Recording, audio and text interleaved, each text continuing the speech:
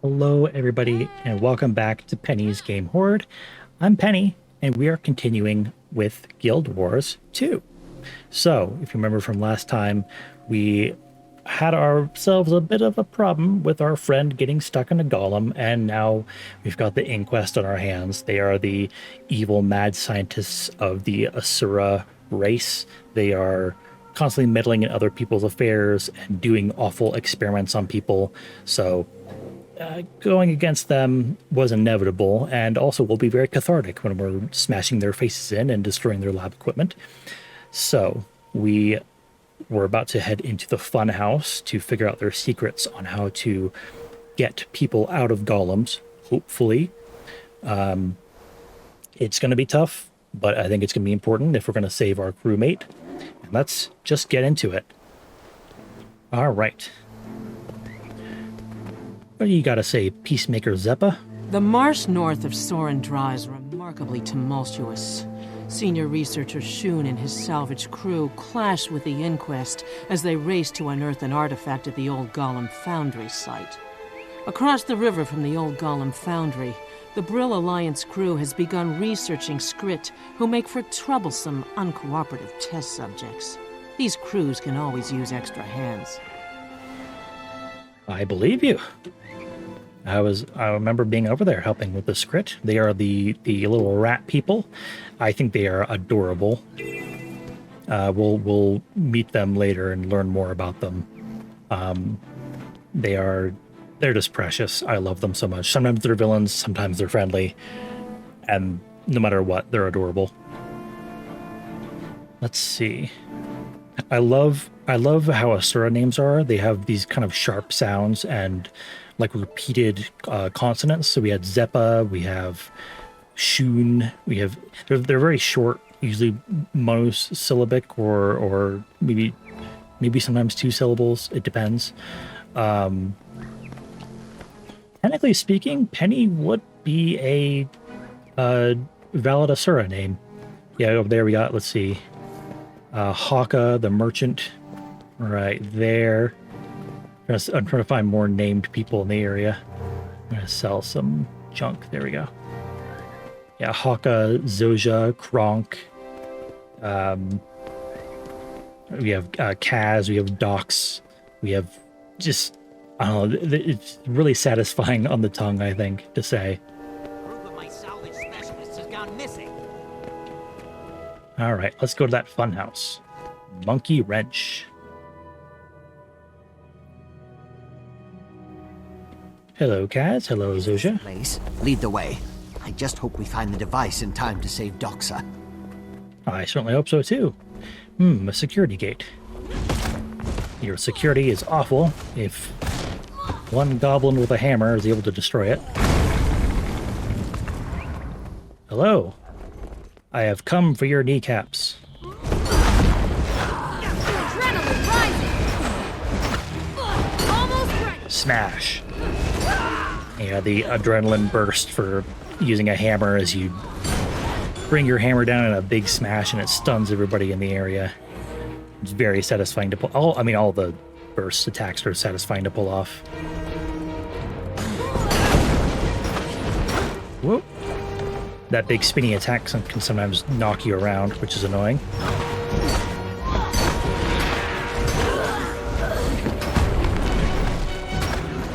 I think I need to check my... Do I have my ground targeting set up correctly? Hold on. Options. Where? Nope. I need it to be normal mode. That's how I prefer it. Sometimes I set it to the faster modes on certain characters for certain things, like if I'm doing a specific like event for like a Rising. what's the term I'm looking for? Like if there's a certain like seasonal event happening. This place. This is genius unbound by morality, with a heaping helping of jerk. Well put, Kaz. Sometimes there are these seasonal events that can be a little bit easier if you change your ground targeting settings, but normal gameplay, I prefer the normal mode, which is you click once to activate and then click again to confirm. Smash you into bits. Come and get some. I'm gonna kick you around. Aha, I dodge your attacks.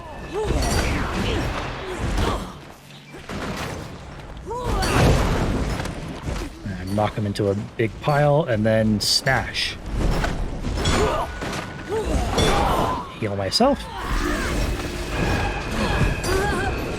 Armor enhanced. Hell yeah. Nothing like a big hammer to make things easier for yourself. Ooh, can I destroy their stuff? Lead is behind that barrier. Smash those generators and bring it down. Looks like it. Careful, those generators. Watch out! That power surge woke those experiments up. Uh-oh. Some of their experiments came back.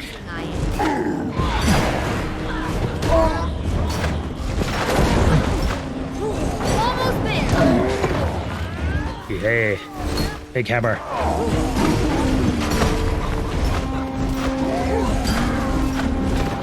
Dodge that. Smack you. Ooh. Don't hit me. I'll stun you real quick. Heal up a bit.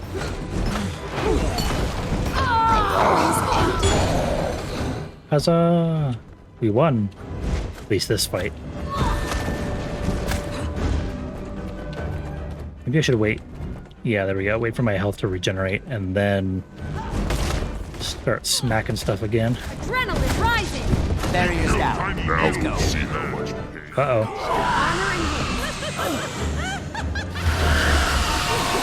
Yeah, don't put the souls of people into golems. That's just mean.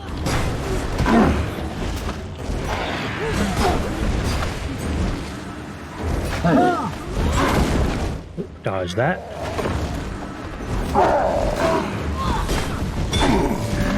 Dodge that. Deficiency.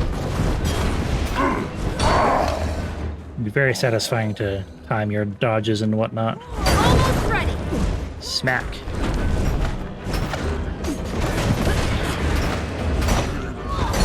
Oh, whoops. Briefly stunned there. And that's how Oh, because I had an electrical shield, so stun melee attackers.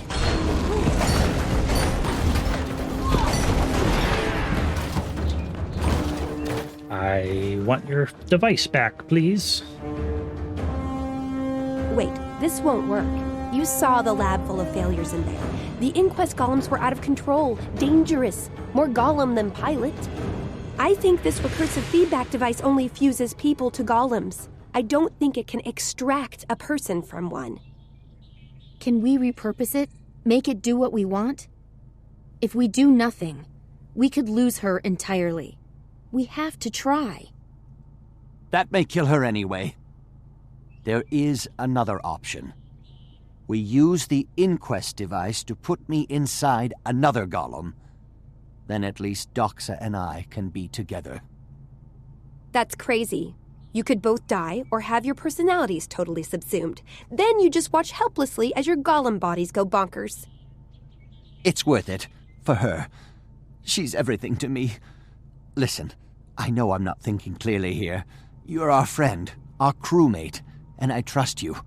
I need your input. Should we try to extract Doxa and maybe kill her? Or fuse me with a golem and maybe kill us both? Now we have a branching storyline thing. We have to choose which one we want to do. I don't know. Let's try reverse engineering and getting Doxa out. I think we can do this. Aha, a rifle. Let's get back to the lab and see if we can perform a golem. Technically, it's a Doxa-ectomy, because we're removing her from... Oh, never mind. I just want her safe. Don't be so glum. If the Inquest shows up, we could all die, and then it won't matter.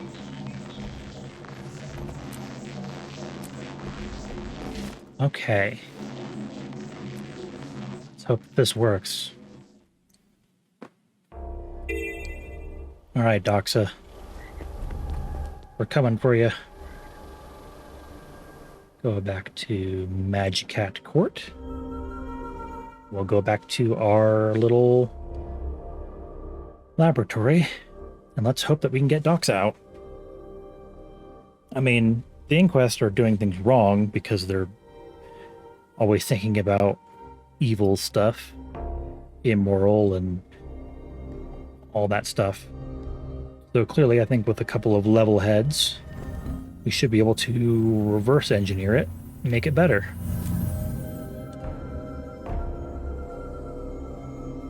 You listen to yourself. There is no way the etheric filtering could process that much energy. I don't know what you're talking about.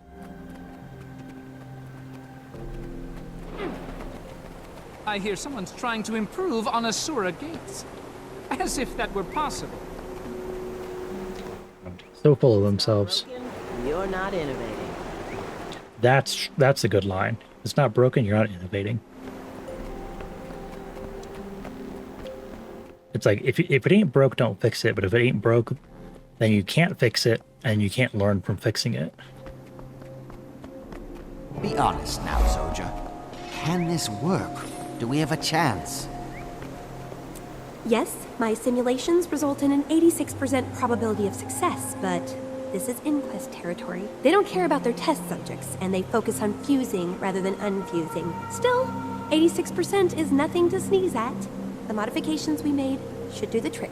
It's time to test that theory. We're ready to start the extraction process. All we need to do is throw the switch and activate the extractor now.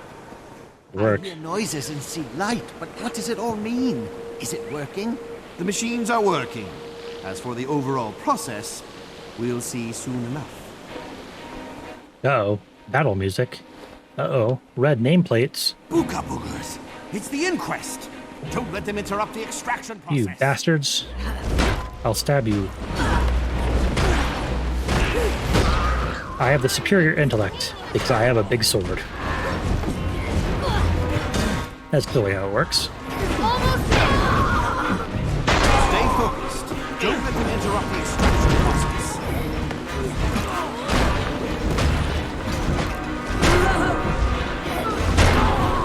Nothing like a little bit of bloodshed to make the laboratory work more interesting. Making progress. Keep them at bay just a little while longer. Rage at maximum.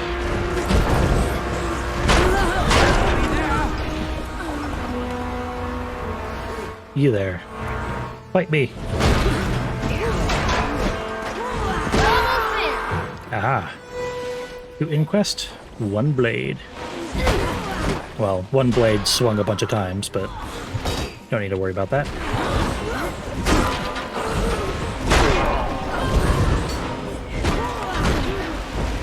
Rage at max. Armor enhanced. Who's next? Come on, come on. Fight me.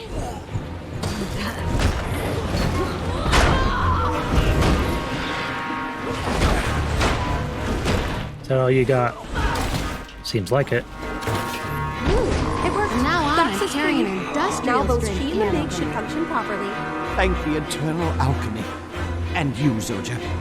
And our crewmates. Are you all right, Doxa, my dear? Affirmative. Loved one Kaz. This unit thanks you for your assistance. I had you going there, didn't I? I'm fine, and my sense of humor is definitely intact. It almost got me too. I was like, oh no. Plagiarists! Saboteurs! That's Inquest property. I've come to shame you into giving it back.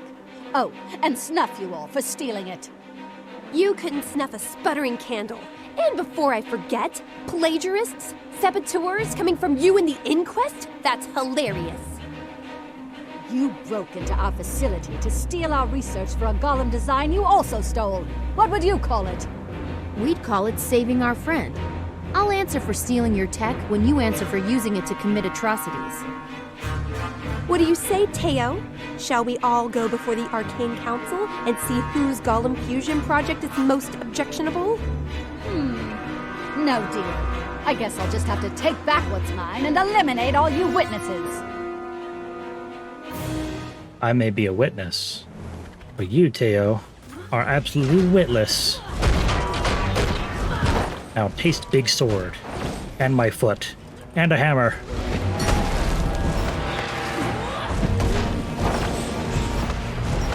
God, it's so satisfying just stun locking enemies like that.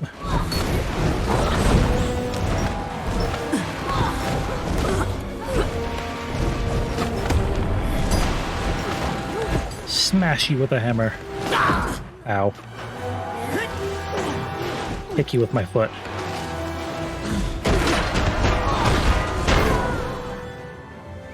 Takes care of that. Well done, crew. We saved Doxa and beat the inquest at its own game. I've never been so proud. Everyone gets an extra hour for lunch tomorrow.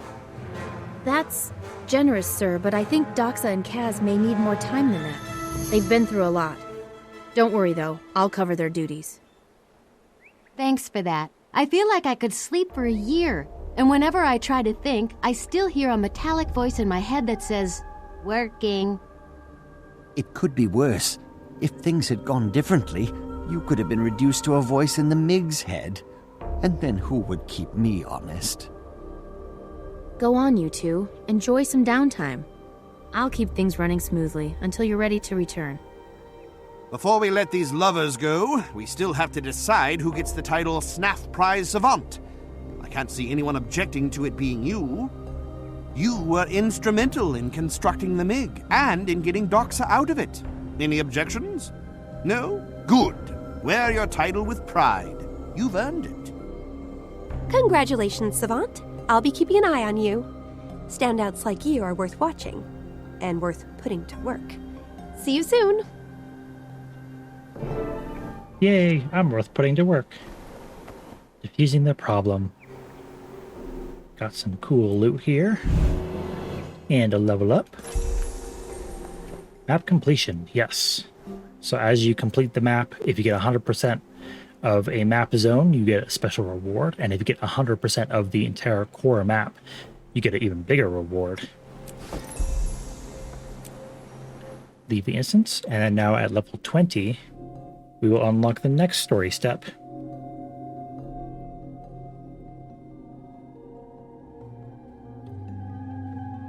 So, back in Radasum, oh yeah, when it's in a loading zone, you can see how many things you have to unlock before you get 100%. So, I have, if I get all of the, yeah, here you can see all the waypoints, all the vistas, and all the points of interest. If I get all of them unlocked, then I get a special reward.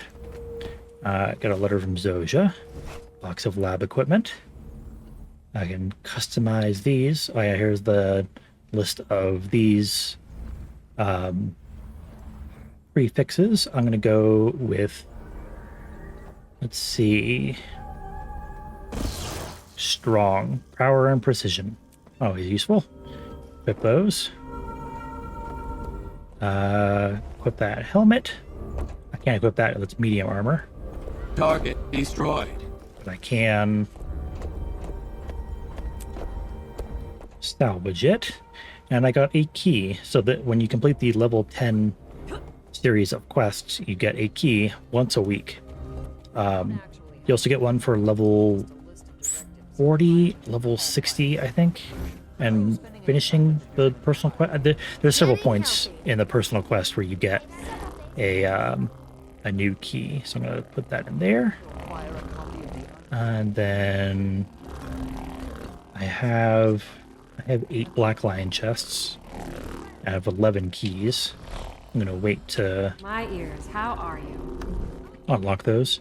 What I do like is you can toggle on and off certain parts of your armor, so I can toggle my gloves and helmet. You can also toggle your weapons when they're sheathed. So I can toggle them off, and then once I actually unsheath it, it's visible, which is nice. Now we have to get to level 20. I think the best way to do that is go to Caledon Forest and visit our friends, the Sylvari. So the Sylvari are the newest race in Tyria. They are literally plant people. They are birthed from a tree. And yeah, there's a plant person right there, another player, another fellow warrior I see. I'd like to talk to you. Hello there, Warden Arundel. Welcome to Astoria. As you journey forth into the unknown, know that you are not alone. Seek guidance from those who make their homes here, and help them in their time of need. The path ahead is yours to choose. They are very... They tend to be very... little innocent, a little optimistic, introspective. When they're being born, or they're inside of these big pods, essentially, in the pale tree, which is where they are born from. Big ass tree. And then during that time in the pod, they have a dream that tells them how to live, all sorts of stuff, like, like walking, talking languages, how to just do things, and also sometimes it'll teach them like their purpose in life. And they come out fully formed, so there are no children. They come out as fully formed, quote unquote, adults, but they're still referred to as saplings because they are freshly born. And then there are older ones. I think the oldest ones in the game are like in their 20s or 30s. And they tend to be kind of a little jaded, a little more wiser, and a little bit less naive. They're definitely more realistic. Not naive optimism, but they're definitely more like, all right, let's be a little bit more pragmatic about stuff.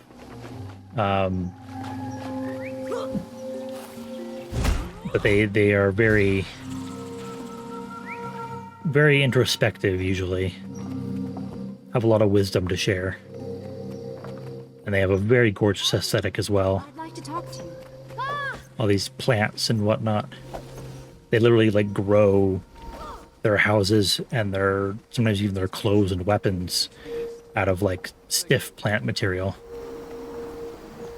I still need to finish this farm. I was trying to show off more of the houses and the aesthetic and stuff. I forgot to finish this this quest here. Once again, helping farmers. This time with larvae in the fields. Yeah, you can see this wheelbarrow is made out of vines and whatnot. I think it's very, very adorable.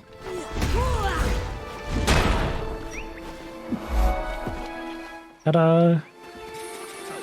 You get a good amount of XP from doing that. Hello, what do you got for me?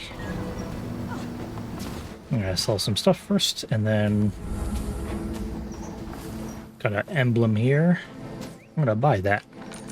And if I equip it, it gives me +3 vitality, so I'm at 594 for my hit points. If I equip it, I'm now at 604. So that +3 vitality slightly increased my maximum health.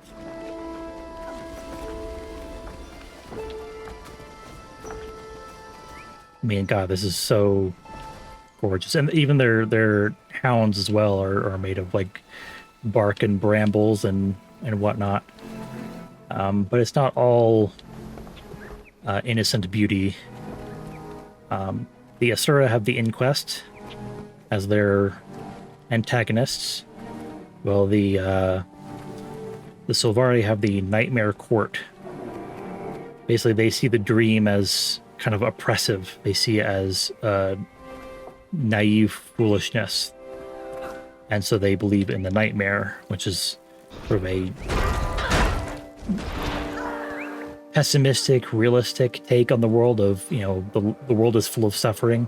But they take it to the extreme of the world is full of suffering, but instead of trying to help that, it's let's try to put a lot more suffering into the world, because that's clearly how the world works. I'm oversimplifying it, but they're very much into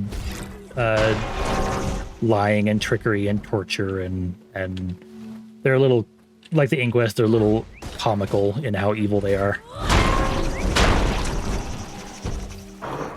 We have the Risen. They are the undead thralls of one of the elder dragons. There are several elder dragons slumbering in the world, and one of them is named Zaitan, the Dragon of Death. And his minions are the Risen, who are corpses brought back to life.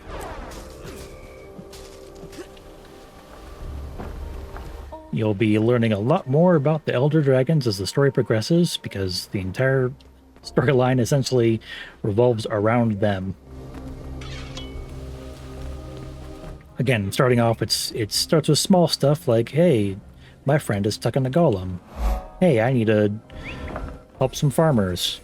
But like most RPGs and MMOs in general, you start small and then, boy oh boy, does it start getting pretty wild pretty quickly.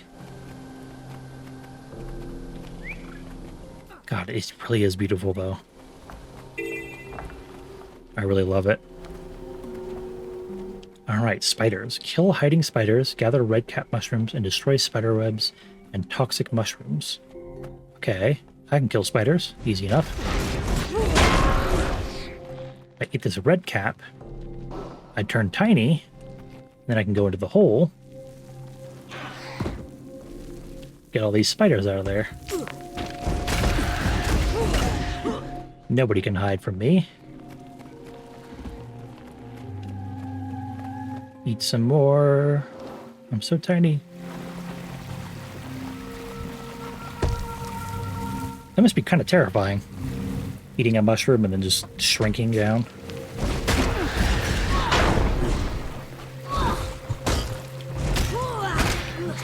Destroy some egg sacs.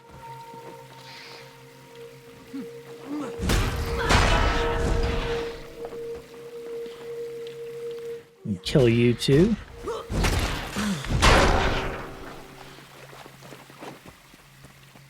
That's a tiny little man.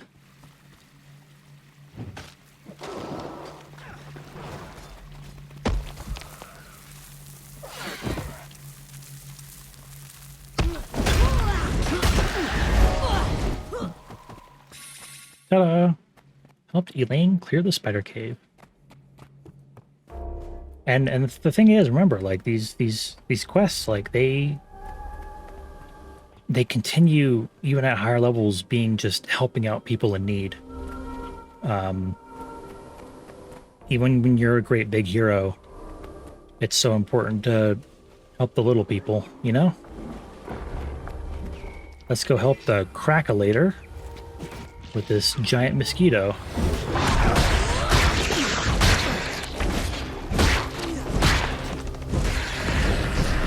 Ta-da! Got gold on that.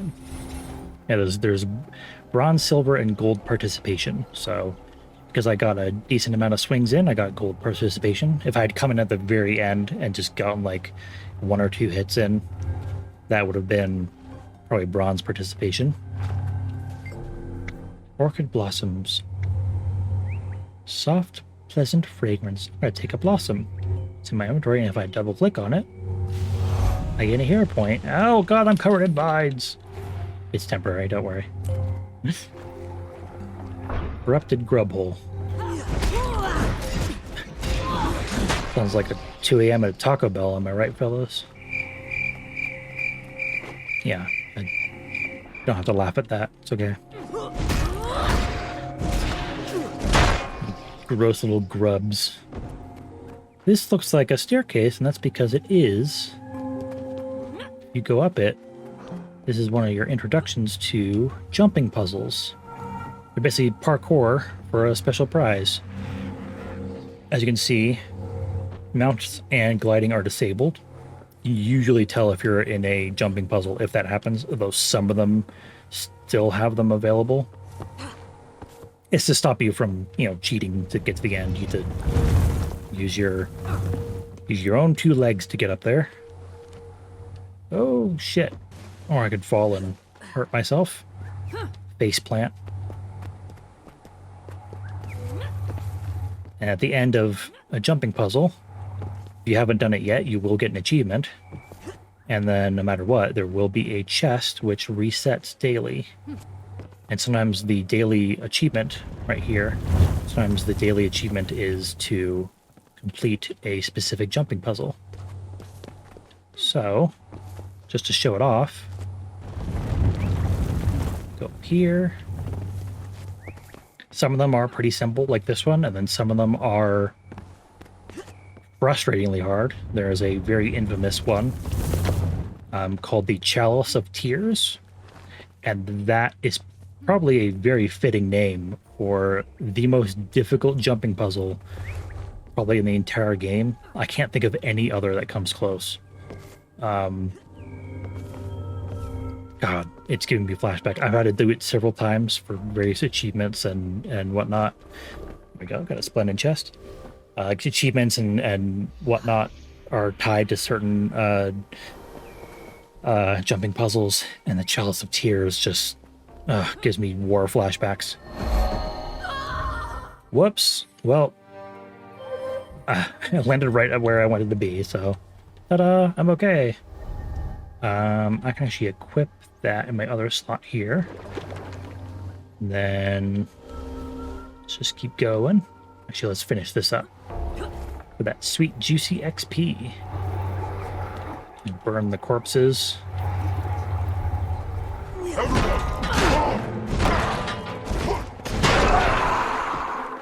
Yeah. Disgusting little grubbies. Big old moa birds. They look so goofy when they walk. I love it. Ooh, there's a bit of a fight going on over there. You know, moa bird and some risen thralls. Killed the bird and the thralls. Excellent. Oh, Jesus, I'm so close. Really, I'm only like 22 XP away from leveling up. That's always so... Ugh. Whenever that happens in a game, I'm always like, just round it up, please. Just give me the next level.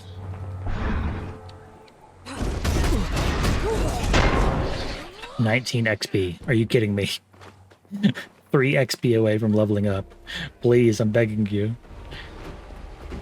Just give it to me. There we go. Now I've leveled up. Yay! More hero points. New utility skill. Adrenaline Stage 3. Hell yeah. And we can get a new hammer. Let's see. Lightning Strike when critically hitting a foe. Chill a foe when striking from the flank. Or Vulnerability striking from the flank. I think this one will apply more often.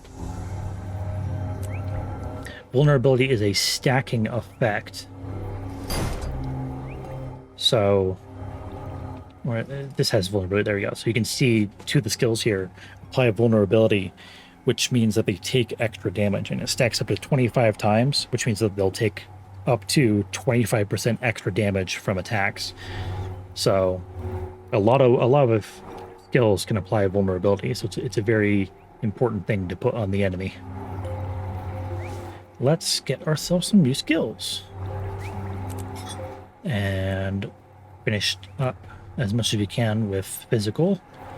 Let's start getting some other stuff. What I would like, here we go, is you can see right there, near the bottom, it says breaks stun. So if I ever get stunned, I can use this skill to break out of it.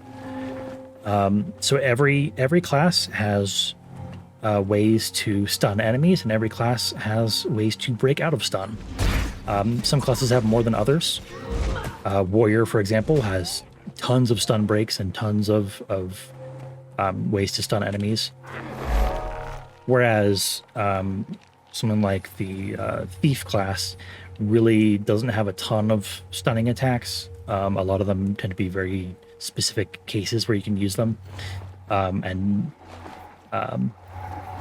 you know, they rely more on dodging out of the way. You shouldn't be stunned because you should have dodged out of the way, you know. Ooh, got an agent here we need to help. An attack is imminent. I'll say. Stab them all. So there's an elementalist, as you can see. This person's another warrior. Got a thief there. Yeah, so they're elementalists. You can see they're attuned to water right there. We've arrived. And then they have a bunch of boons up here as well. This is whenever you target an ally, you can see what boons they have. And this is a special My intellect. You'll be safe on my watch. Victor. Seize the moment. What do you got? Oh, this is not what I wanted to talk to. Here we go. What could you do to help? Let's go in. So they give you a disguise, and now you can infiltrate the Nightmare Court to sabotage them from the inside. So you can see they're quite beautiful still, but lots of thorns and all that sort of evil aesthetic. It's beautiful, but deadly, as they say. They have a very, like, rotted, dark look to them. And again, they're kind of over the top in their evilness. The only lasting peace is in the grave. Yeah, very edgy. Tread lightly, or I'll have you vivisected and served to the hounds. They're just so over the top. Speak quickly. Jesus, chill out. But I will play with the dogs. That's how you sabotage them. You play with dogs. And rightfully so. Leave them alone. I am in your debt. God, even the other Nightmare Court people are like, whoa.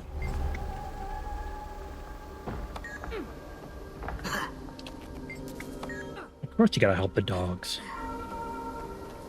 Always help the dogs. You have nerve approaching me. I seek only a deeper understanding. You'll indulge 3 questions. Okay, where does the nightmare come from? Nowhere, everywhere. Oh, that's helpful. Always been and always will be. It's as much a part of existence as the land, water, air, or fire. As much as the dream. What do you know about Foul Lane, our leader? You mean Duchess Foul Lane? Okay, Jesus. Otherwise, I have to kill you for the intimacy. She's the knife tip of our thrust into the world and into the dream. She's the prick of the poisonous thorn. How may I best serve? Jesus, it's so edgy. Up to you, with every drop of blood we draw, every tear we inspire, and every heart we break, we strengthen Nightmare's hold on the dream. Edgy. Here's a duelist. What do you want, weakling? You have 2 choices. Apologize or be proven wrong. Long since I've been free to embrace the pain of another.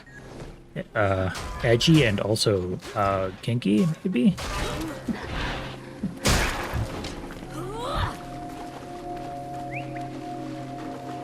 Captive villagers. I need to distract the guard, apparently. So there's a guard somewhere that I need to... Now we're gonna stay here. Where's the guard? I said there was a guard that I could distract. Let's see. Whoa. Chill out, buddy.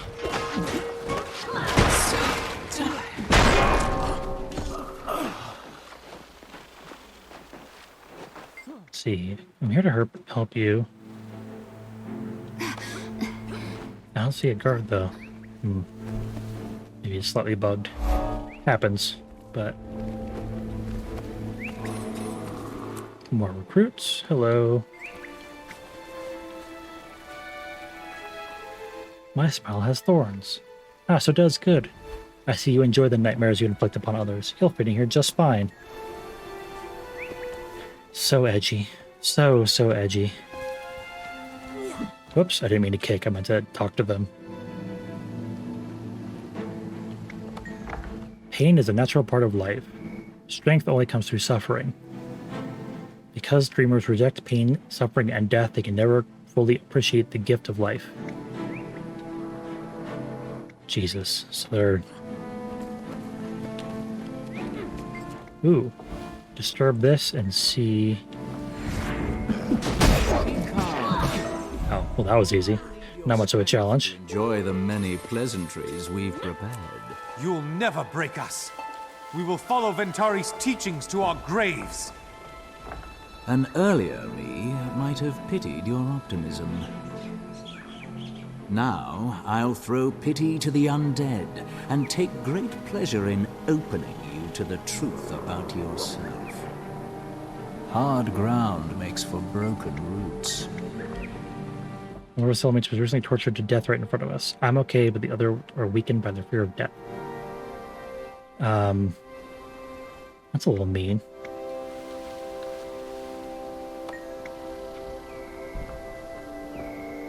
Try not to give in to fear. It's not a weakness to admit, need, and accept help. It makes everybody stronger. Exactly. Not worth my time.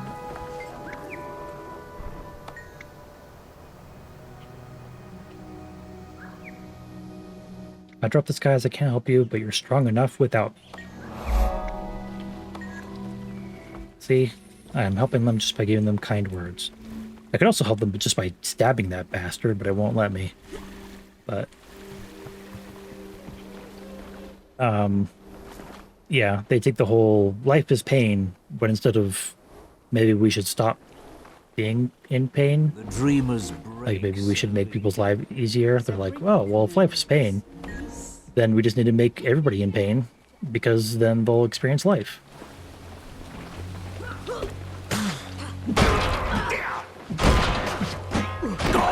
Stab you both, thank you very much. Tiny moldy bag, thanks. This one, kill. This one, kick.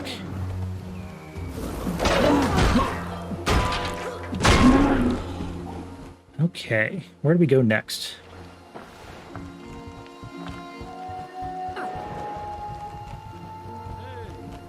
Guess we can move up here. The road ahead is dangerous, friend. If you venture further, take great care. I will take great care, thank you very much. I have a big sword, heavy armor, and hope in my heart. So much to explore and discover.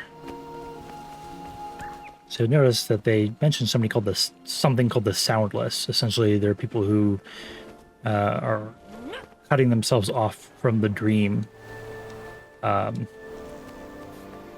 It's more lore that I don't want to spout off the top of my head, because I'll probably get it wrong.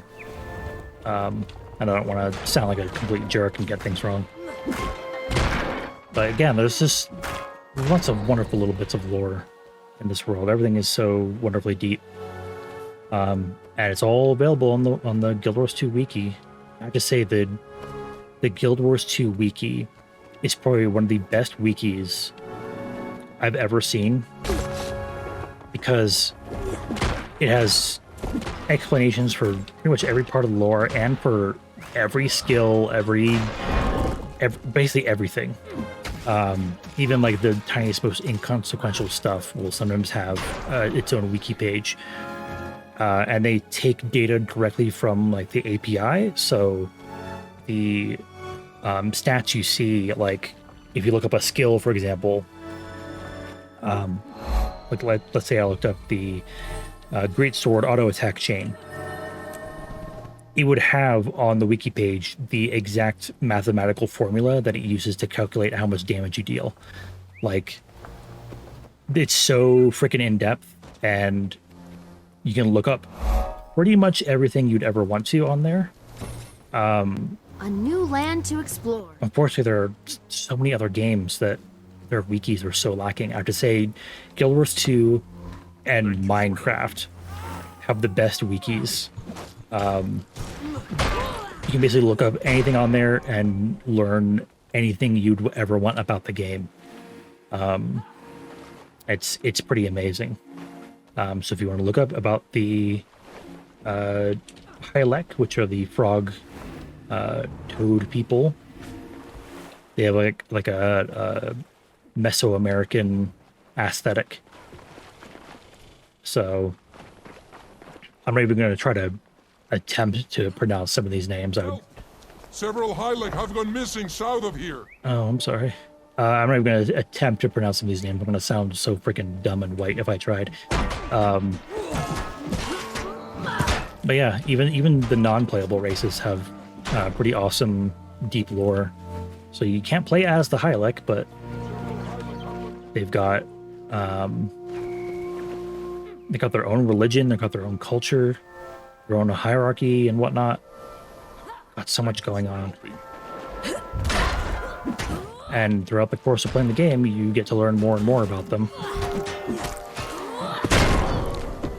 It's very nice being able to know that you can learn basically anything you want, either by playing the game or going to definitely the best kept wikis just ever for any game that I've ever experienced. Again, I think only Minecraft surpasses it, and that's because Minecraft is such a huge, massive game. Of course, you can look up stuff for how to invent, advanced like clocks and whatnot with redstone on Minecraft. Like, duh, you're gonna have like dozens of people on there editing that wiki page to make it as efficient as possible. And then for Guild Wars 2, you got wonderful wiki pages, sometimes explaining different mechanics and how to deal with certain bosses, how to deal with certain conditions. It's all very nice and helpful. Let's do some underwater combat. Oh, I need to apply... Oh, I can't use that skill underwater. If it has that little symbol, it means it can't be used underwater. So let's do Bull's Charge. So we can also go underwater to help these unfortunate Hylek. I'll revive you. Oh, Jesus, okay. You exploded. Oh, and somebody came out of your corpse. That's gross. Adrenaline rising. Get back over here so I can stab you. Almost ready.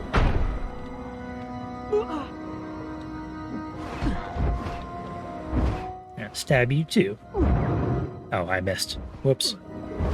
I will use my big attack. Stuns them both. I do like the audio is muffled as well when you're underwater. It's very nice attention to detail. Almost ready. Thank you for helping. You're welcome. Again, the underwater combat gets a bit overlooked. I do hope that they'll add more content for it and improve the experience. Testament to my greatness. Oh, there we go. We've got a daily sunken treasure hunter. Kill 10 crate in a 24-hour period. I got a ornate rusted key, which I don't really care about, so I'll get rid of it. Sorry. What I do care about is get out some karma, get some copper. Oh, I don't need these anymore. I already got the red caps. Salvage the equipment I got. Deposit materials, compact that. Consume all. There we go. Looking nice.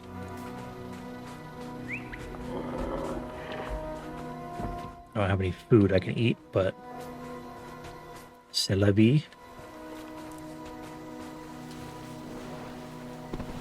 So Ventari is, or he was, a centaur that wrote various teachings about how to live your life.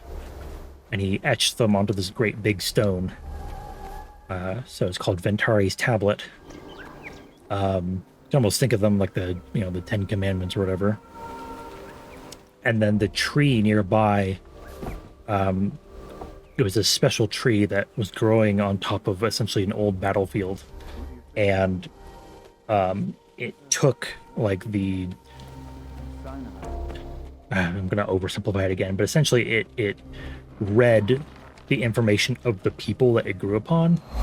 And so that's why Sylvaria looked like humans. It was a big human battlefield. And so it took the thoughts and memories and design of the humans and then started making these big Can't wait to sort of pods to make saplings and people, Sylvaria of their own. And they use the teachings of Ventari as their sort of way of life. So whenever you talk to certain Sylvari, sometimes they'll spout some of this wisdom. They'll say stuff like wisdom in all things, or where life goes, so should you. I forget all of them. There's a whole bunch of them. Well, you're pretty standard Adrenaline at maximum volume. wise person, be nice to people kind of stuff.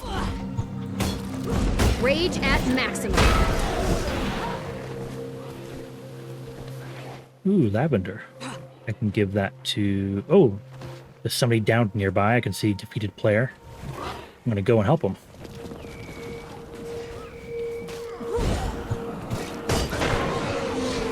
Don't worry, buddy. I got you. Me and this other person. Rhizo Lycaios. Them revived. They're probably AFK and got killed, but you get XP for reviving people, and they get revived for being revived. So it's a win-win. I'm gonna give... Tree, that was wondrous. Thank you. Never leave a wrong to ripen into... Some lavender. A shovel. I love shovels. I could use it to dig, but I could also use it to hit people. What's more important in life than hitting people? Smack you with a shovel. And then kick you. God, I love hitting people with a shovel. Ooh, another... Oh, that was a downed player instead of defeated. You could tell because their little downed icon was bright blue. That means that they're still able to be revived. Look out. Genius on the rise. Okay, don't be too egotistical. Level 16, got the guild panel, so now teaching you about how to join guilds, which if you've ever played an MMO, I mean, you know what a guild is. If you've never played an MMO before, well, welcome to Guild Wars 2. Guilds are basically big social groups of getting together to do certain activities. So maybe it's a guild based around doing dungeons or raids. Maybe it's a guild based around player versus player or world versus world content. Maybe it's based around role playing. Maybe it's just based around casual play, just like helping new players and just chilling out and being like, hey, anybody want to do such and such in the game? There's all sorts of different guilds in the game, and you can join up to 5 guilds, which I think is nice. You can swap to whichever one you want to represent. If a guild has enough upgrades, then if you represent that guild, you will gain the benefits of representing them. So some guilds, like really high level large guilds, might have bonuses like extra XP when exploring or crafting. It could be reduced costs when teleporting to waypoints. There's all sorts of benefits of being in a guild beyond just the social aspect, and so there are a handful of guilds that are basically just like antisocial guilds. Like they have all the benefits and boons and whatnot. They don't expect you to actually like participate in anything. They're just like, I just want the boons and that's it. Okay, bye. You know. Ooh, a basket of supplies. There's a festival going on, the Festival of the Four Winds. So occasionally on maps during this festival, you'll see baskets of supplies lying around. Got some herbs I can forage for crafting. Usually foraging will give you stuff for cooking. Although occasionally you can get things for the other professions as well, depending on the gathering node. For example, flax fibers and flax seeds are useful for turning into various cloths and liquids and whatnot. Ta-da! Got some whole bunch of greenwood logs. I think I got more than I normally would because of my extra gathering strike. I think I got 8 of them, yeah. That's quite a bit for one tree. Like stabbing this person. Or thing. What's going on here? Who are you? Okay. Welcome to Jonoville. I'm Jono, the founder, creator, mastermind, ultimate ruler, and only resident of this idyllic little hamlet. You're the founder? I found it. No one was using it, so it's mine. Don't care much for this Sylvari architecture, though. A little too planty for my taste. Any idea what happened to the Sylvari who built them? My guess is they left, got uprooted, either by choice or by force. There is some weirdness going on around here, enemies spawning in right behind me. Maybe they're the ones who live on the island to the southeast. What kind of weirdness? Probably those, what do they call them? The Nightmare Court? Oh, Jesus. Almost died. They're right here to buy into that old dream nonsense. They act like they're noxious weeds of plant folk trying to choke all the other plants out. Until the Nightmare Court. There's an island nearby. Now we've moved to the Soundlesses. They don't care for the dream either, but instead of being nasty about it, they just tune the whole thing out and walk away. You have to ask them yourself. I'm too busy to stand here yakking with you. It's exhausting to be the founder, creator, mastermind, ultimate ruler, and only resident of a metropolis like Jonoville. Alright. Alright, Jono. Does this journal say anything? Chronicling the separation. It's been quieter, dreams have been my own. Ah. It's from the Soundless, I believe. So, oh, those Nightmare Courts spawned because an event was nearby. Okay. I want those basket supplies. So that guy was talking about pushing the dream out of his head so he could think clearer. Yeah, so the Soundless tune out the dream, but they're not nasty about it. They're just like, you know what? I'm going to do my own thing, have my own thoughts. Don't interrupt me when I'm trying to get this. Thank you.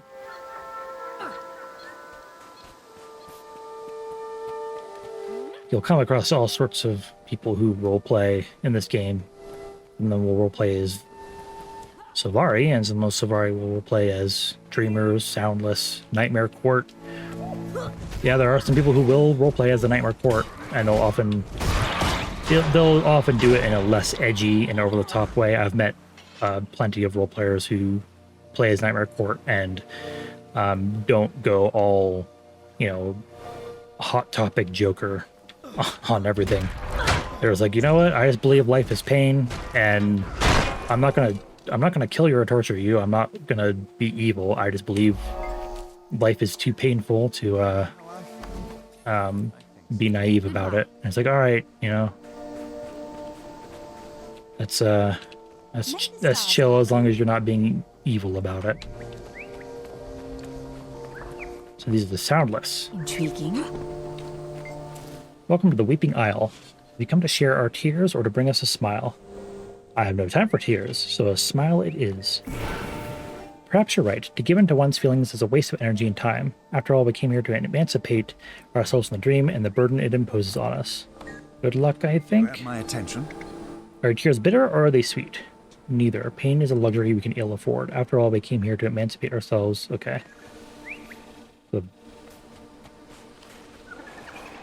Yeah, so they have their own little idea of how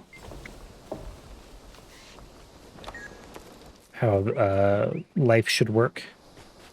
Never leave a wrong to ripen into evil. I'm ready to go. Sometimes if you talk to a Sylvari NPC and they give you those little voice lines, they'll tell you one of Ventari's teachings.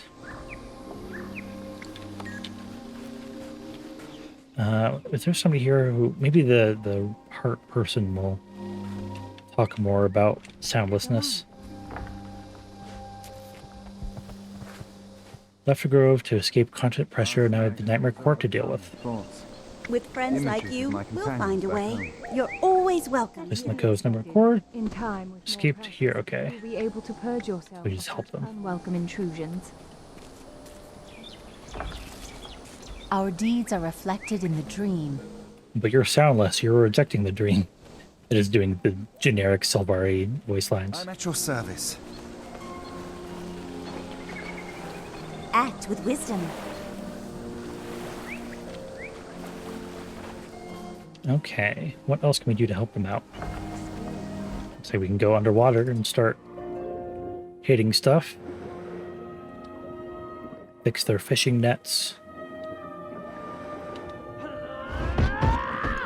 Try and get rid of all the nasty things in the water that are clogging their traps as well.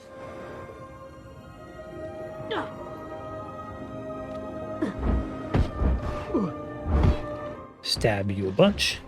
Adrenaline is full. I probably wouldn't want to fight a giant freaking called wave riders, but it's a jellyfish.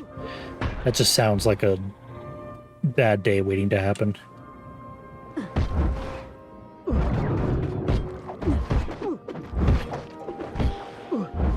I do have a spear gun as well.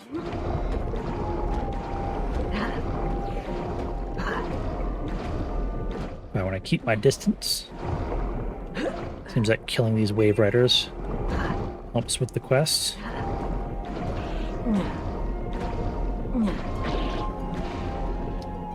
Excellent. Couple more of those, and we should be able to. Ooh, we help this diver. Oh, they've got the diver, I think. Or no, they don't. Okay. Help them out. Remember, always revive. That always, always, always helps. Helping people is always a good thing. Well, helping the right people is always a good thing. Don't help, like, bad people. Because if you help bad people, then they'll do bad things to good people. So you help the good people to help the good people. I'm confusing myself already. Just be nice.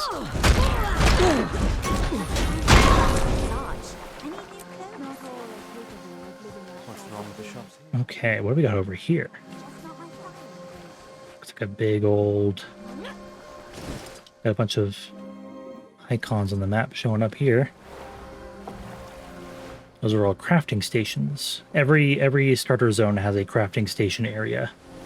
So we saw in Queensdale there was a village of Claypool with those crafting stations that we did some initial crafting with. And then now we have Maybon Market. Now we can come over here. Let's do a little bit more weaponsmithing, just for funsies. What do we got?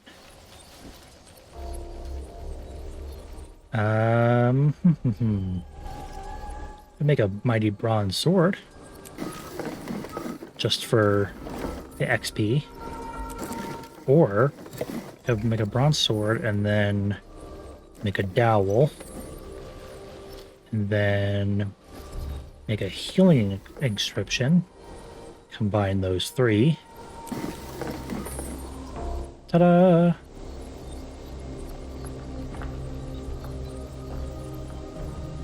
So now we can make those. Can I combine these into anything? 10 more. No.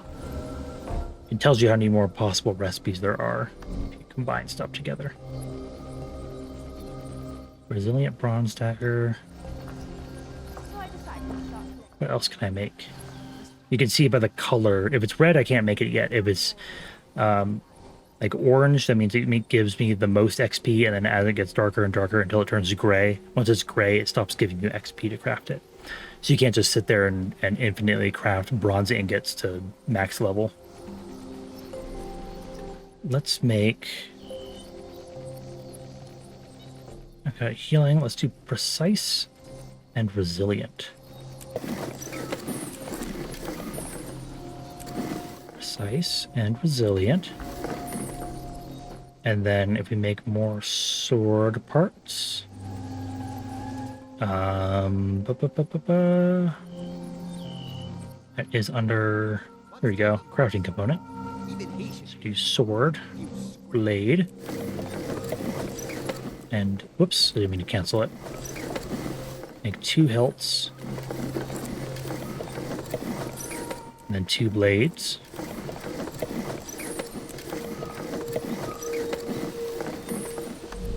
Combine these.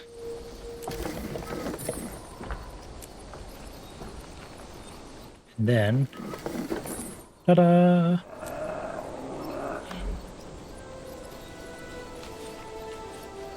You need to make more bronze ingots, though. And more greenwood planks.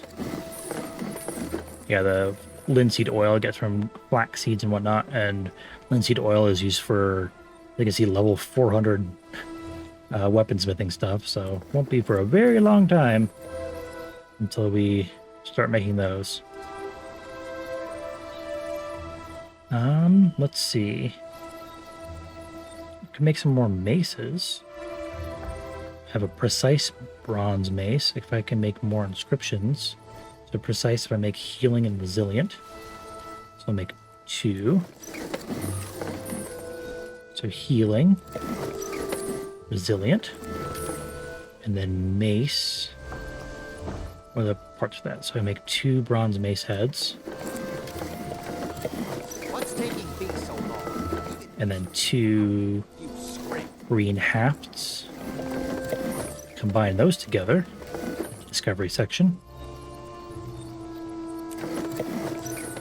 Get a ton of XP for that. Whew. Every so often, I think once I hit level 50 weaponsmithing, I'll unlock the next level of,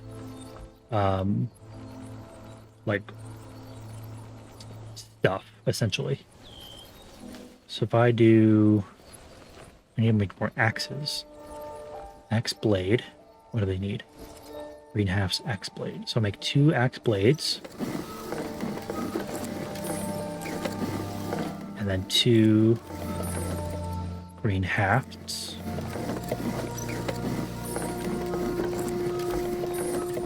Two more dowels. And then what do we have? We have mighty, so we just need to make, let's say, resilient and precise. Combine those.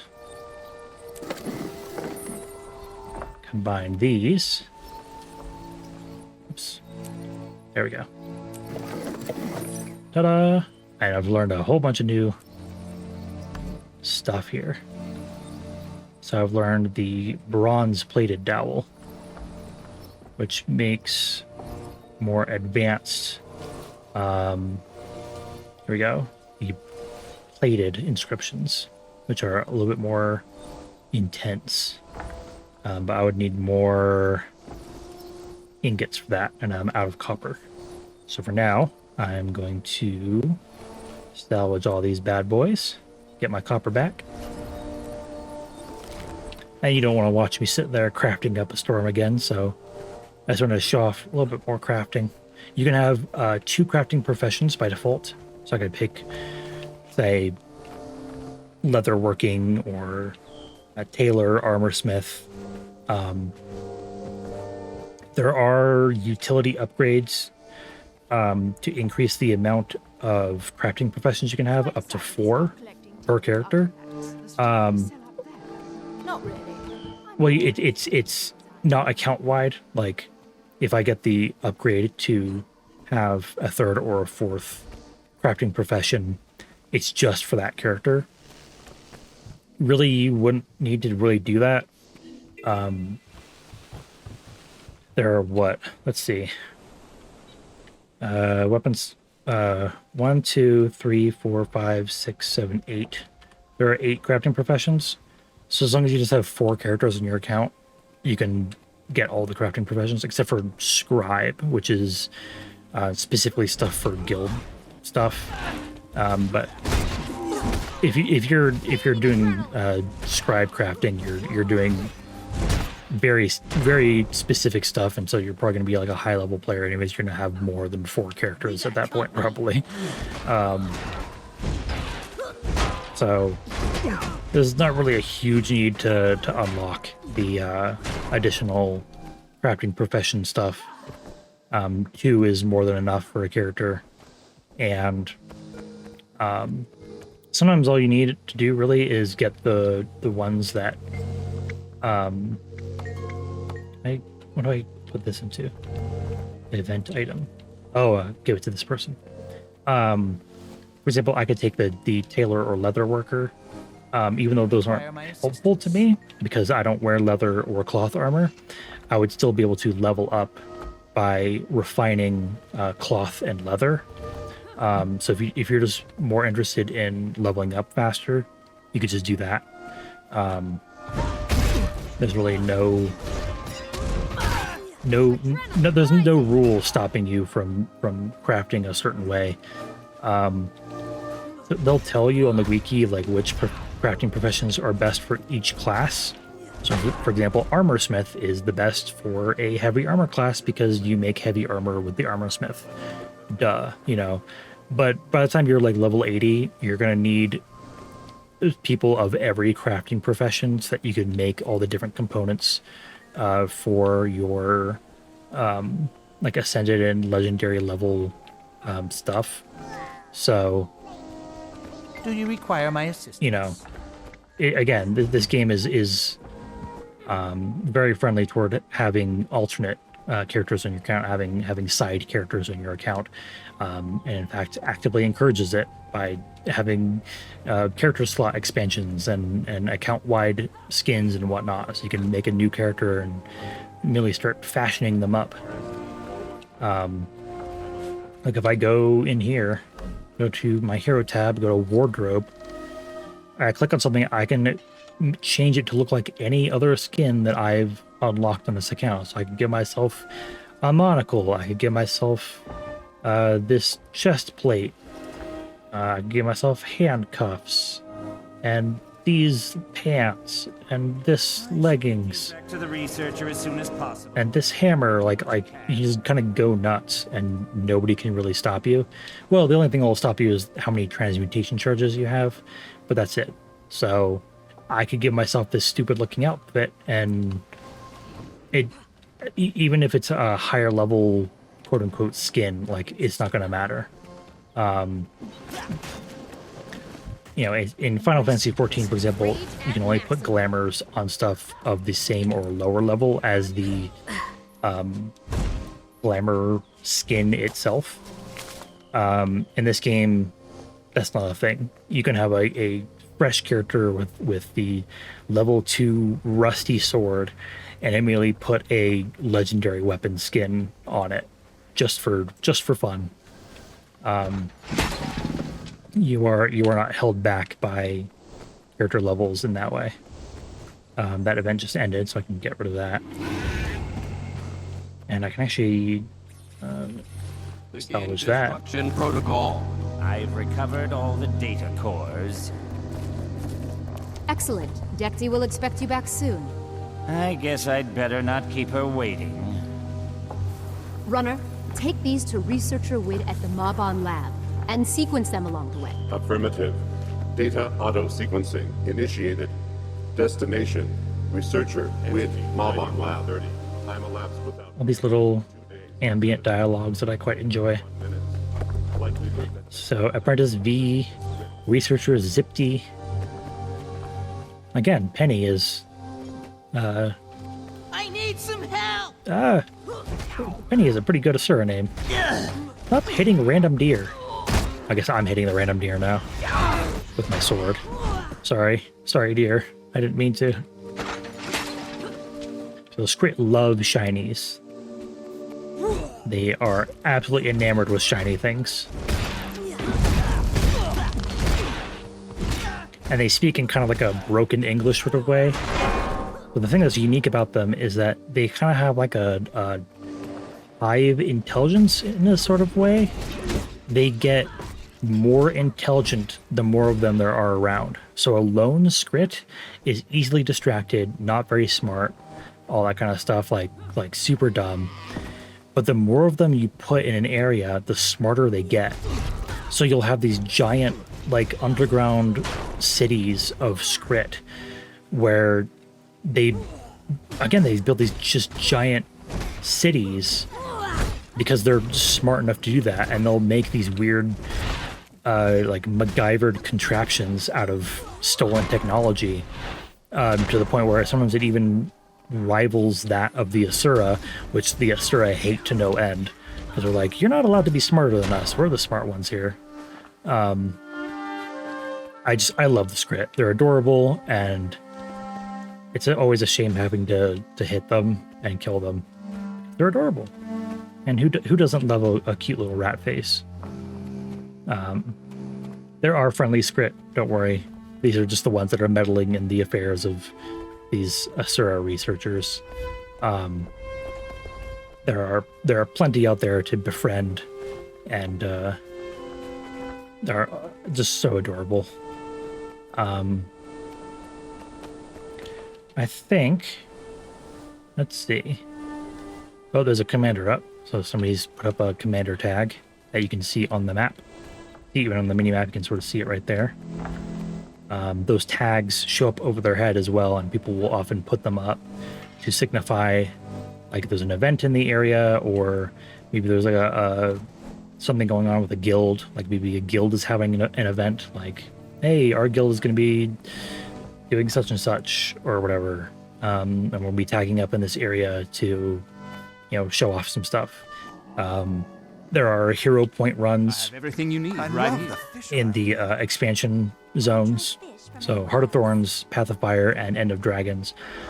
There are people who will put up their commander tag and lead a hero point run where they basically speed run all of the hero points so you can unlock your elite specialization faster.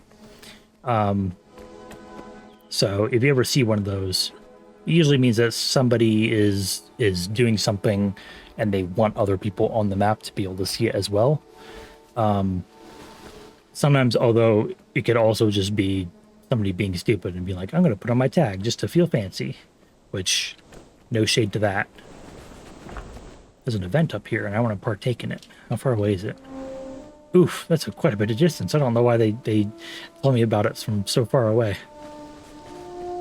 Prove the sun shines through you. Face me as another form.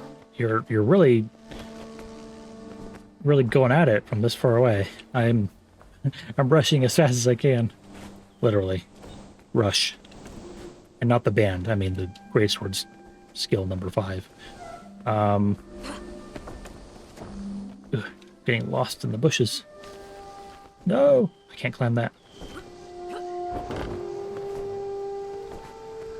Ah, yes. Big old wall there. That's the Domain of Winds, I believe. Yep, there you go.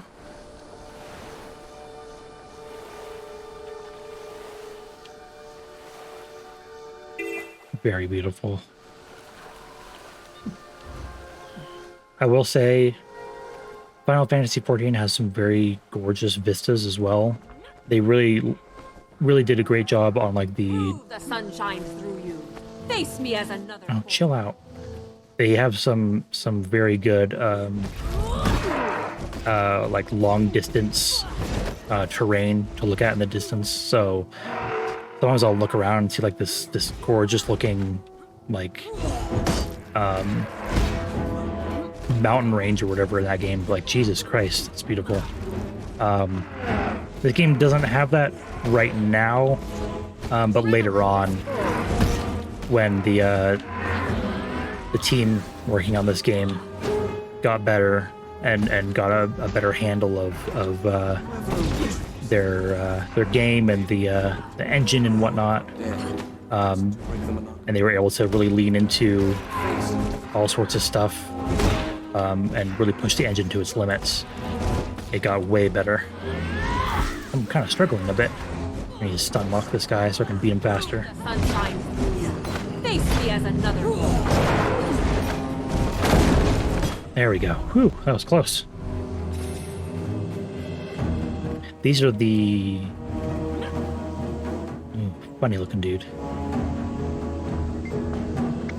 Questions about your kind. So, yes, these are another race. These are the Tengu. They are these bird people. Act with honor. Speak with integrity. They are quite rare, although they do make a pretty hefty appearance in End of Dragons. Again, they are one of the various non-playable races that have a huge amount of lore and backstory. And there's so many ways that you can learn about it, either on the wiki or there's little conversations, readables. There's, sometimes you'll find notes or scrolls or ambient dialogue that talks about them. And so you just sort of piece together their backstory through it. So even as an Asura, I'm not a genius on everything, and I do need to learn about the world. So I want to get to that event before it's over. It's yelling at me, which is encouraging me to go visit it.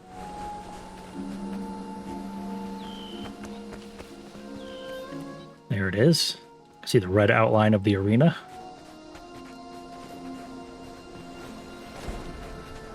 Other people participating. Maybe I'll get a chance to fight. How do I fight? Oh, do I have to talk to this person? What do you need? Oh, I don't have to. Okay. Oh, so this enemy, Prove the sunshine. you can see they have that blue bar right there. So that's a defiance bar. Sun truly shines through you. So not every enemy can be. You may not be one of us in body. I'm gonna wait for you to finish talking. You are clearly of the Highland. And stay out. So not every enemy can be stunned or knocked back or whatever. So if you see a attack that has defiance break in it, that means that there is something in it, some effect like stun, knockdown, knockback, another knockback. There's a launch, as some sort of effect, a crowd control effect that will damage the defiance bar. And you can see here, it slowly regenerates over time, so they're immune to all of those effects, but it damages this bar. When it reaches 0, as you can see here, they're stunned for 5 seconds. So, and these boss creatures, essentially, boss enemies, will have a defiance bar, and you are encouraged to use crowd control, or CC, on those opponents to break their defiance. There is hard and there is soft CC. Hard CC is stuff like that has anything that has that defiance break number. So knockback. Which one do I want? Power, toughness, precision, all red assume. Okay, let's get power. So launch, knockback, knockdown, stun, daze, taunt, fear. Excellent. Actually, no, taunt and fear are soft CC, not hard CC. Hard CC is direct damage without the effect of a condition. So this does not use a condition to damage their defiance bar. It just directly damages it. Conditions can cause defiance bar damage. So like cripple will very slowly damage a defiance bar because it is crowd control. So cripple, slow, blind, weakness, taunt, fear, chilled, and I'm sure there's like one or two more that I'm forgetting. Those will all deal Defiance bar damage slowly over time. Some faster than others. So something like taunt and fear they're very powerful, and they will really knock that bar down. But something like cripple or blindness, it's a lot slower because those conditions are a lot more common. And immobilize. I forgot that's the last one. Immobilize. So it's all about breaking that defiance bar so the enemy is more vulnerable to attack. Because while that defiance bar is up, they'll be attacking you, and oftentimes they'll also have bonuses to their defense or something. Sometimes they literally do become more vulnerable when they are stunned from their defiance bar. They'll take more damage. So if you ever see a blue bar, just start wailing at them with everything you got to break that defiance bar. Sometimes you'll see a defiance bar, but it will be locked. It will have like this steel looking overlay on it. Looks like a chains or padlocks or something. And that means that they just can't be stunned or crowd controlled at all. Like you have to fight them, mano a mano, as they say. You cannot crowd control them in any way. Sometimes they will have conditional defiance bars. So sometimes it will be locked and you can't crowd control them, but a certain phase of their attack might open them up. So it could be they have this big like charge attack. If you've ever played Doom, there's like the pinkies, the big pink monsters that chew at you. In Doom 2016, they charge at you, and they're really, really tough from the front, but they're vulnerable from behind. Think of it like that. So that they might have a locked defiance bar where you can't crowd control them. They're really tough. There's the power. But then there's that moment of weakness where they show their backside. That's when their defiance bar will show up, and you'll have a chance to crowd control them and stun them. Sometimes that window of opportunity can be very, very small, and in like big boss fights and whatnot, sometimes you'll see other players yelling like, all right, quickly CC, quickly crowd control, so that you can take out the boss quicker. Shit, they died. Right? I wanted to kill them to make them safe, but then also if you kill enemies nearby while somebody is downed, there's a chance that they'll get back up, because if they've been throwing rocks at enemies and they've thus tagged the enemy, that enemy being killed will count as them killing it and thus being able to be revived. I'm gonna guess that they were AFK because they're just standing there and they weren't fighting back or anything like that. So don't ever AFK in dangerous areas like this. Always find a safe spot to hide in. If you ever had to like do a bathroom break or go eat dinner or something, find yourself a safe location and hide away from the enemies so you don't become monster food. Okay, I think I'm not obviously done with Caledon Forest. I'm only 38% map completed on it. But did I accidentally put up Aether Blade Clash? Okay. I thought it was a personal waypoint at first, but no. So I see. I think as I continue leveling up, I'm level 17 right now. I might go over to Wayfarer Foothills and Plains of Ashford as I go up to level 20, and I'll show off what those starter zones look like for the Norn and the Char, because we've seen here in Caledon Forest, we've obviously Metrica Province where the Asura are. I've showed off some of Queensdale where the humans go. And I want to show off where the Char and the Norn start off. And in the process, get some XP, level up, and get to level 20 for the personal story, which will be mighty helpful. Oh, I did get a hero point. Got a bunch. Let's level up that. Level up that. Got a long way to go. Got so many. Yeah, it takes 60 of those damn things to level these up. But don't worry, over the course of leveling up to level 80, you will have gotten all of the hero points that you need to fully level up your character with all the base traits and abilities and skills and whatnot. So don't fret too hard. Once you get to level 80, you'll have your entire core class unlocked. It's just a matter of, if you want to unlock it a little bit faster, then you take those optional hero point challenges. If you want to make sure that you're getting things nice and fast and you're a little impatient, no judgment there. I know how it is. In games, you always want to get the next cool ability very quick and very fast. You're always like, I just want the next cool thing. I don't want to wait around for the next level. Ah. Oh, I was going to say, you can't get me up here. And then he immediately starts shooting me. Oh, Jesus. This is the worst place to be.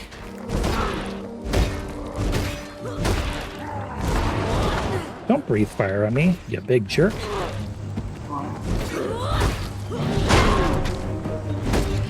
Get back over here. Or get away from me. Get back over here, I say, as I kick him away from me. Alright. Let's get over to that fort over there.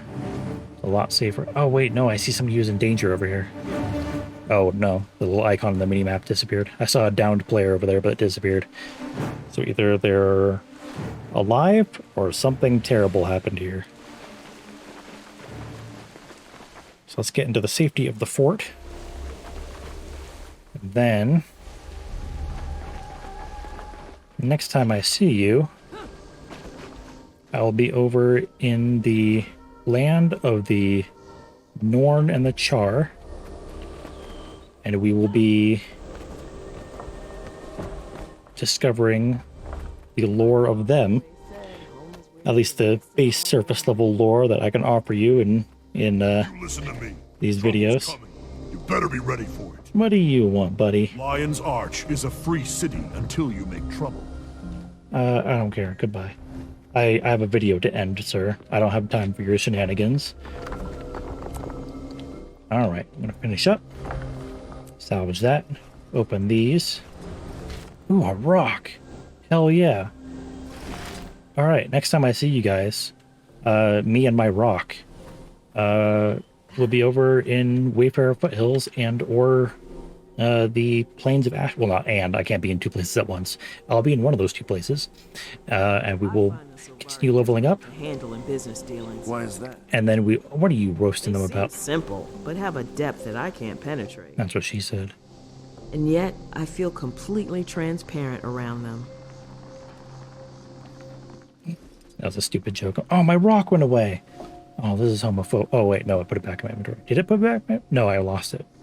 This sucks. I lost my rock. Well, I'm gonna go cry now. If you're crying too, leave a like and comment and subscribe. That's all I can offer for you. Oh no. Yeah, comment your condolences for my rock friend that I lost. This sucks. I wanted a rock. Oh well. Unlike me, I hope the rest of you have a wonderful rest of your day with rocks. Cool rocks that I'm not allowed to have. Okay, bye.